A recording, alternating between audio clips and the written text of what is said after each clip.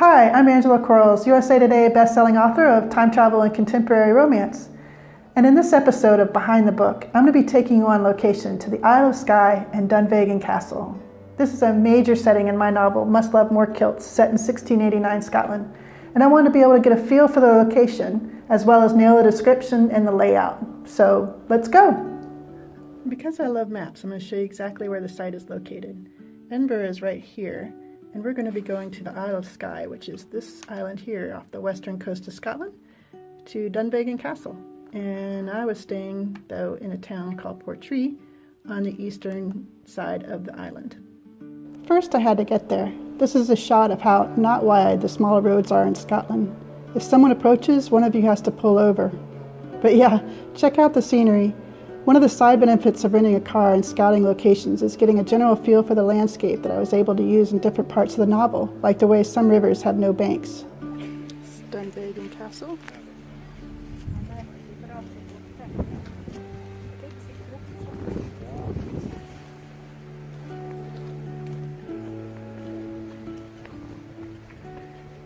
This was not the original entrance, though.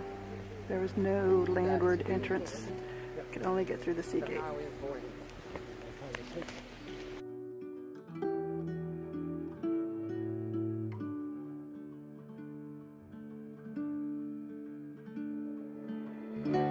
I wasn't able to take photographs inside, so I heavily relied on my traveler's notebook to write notes.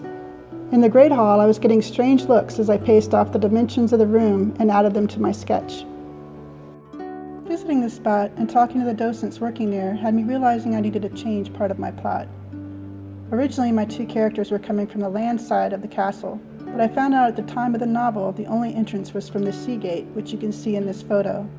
Another change? Finding out there was only one bedroom at the time, and the chief and his wife slept there. All others slept in the Great Hall. They were also out of brochures, so they let me photograph each page.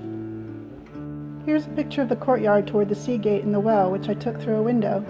I thought I'd insert a reading from the audio version narrated by Mary Jane Wells, whose setting was changed to this location after visiting. Duncan gripped the top of the courtyard wall, his hip cocked against the stone, and watched Gavin's reaction to his news.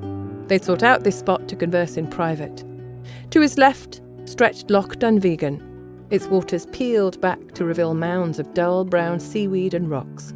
Overhead, clouds the colour of a dull mirror roiled and stretched, tinging to near black on the horizon. Already a fine mist of rain infused the air, and the threat of more kept the courtyard clear of others, save a kitchen maid lowering a bucket hand over fist into the well. Gavin pushed away from the wall on a curse. He strode to the middle of the courtyard and tugged and held the queue of his long hair, a clear sign he was anxious.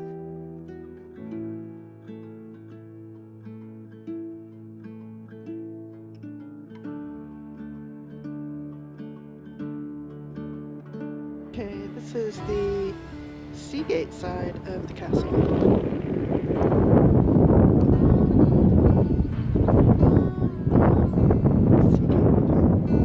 Right there. Or is right there. Hasn't disappeared, but isn't this incredible? And there's seals out there, and those little islands. I saw some from the window when I was in the castle. I tried to get a video up to see if it came out. So this would have been the only way to get into the castle during the time period of Must Love More Kilts. Just right through that sea gate there. And for those that know some stuff about the castle, on the other side of this building here is the ferry tower, and that's the keep right there. So that was Dunvegan Castle, and as you saw, I had to change a lot of things based on my site visit. Not only the approach to the castle, but also where they had particular conversations and where they slept, and just in general, just the descriptions that were going on around for every single scene there. So I feel very lucky that I was able to go and see the site and be able to bring richer detail to the novel.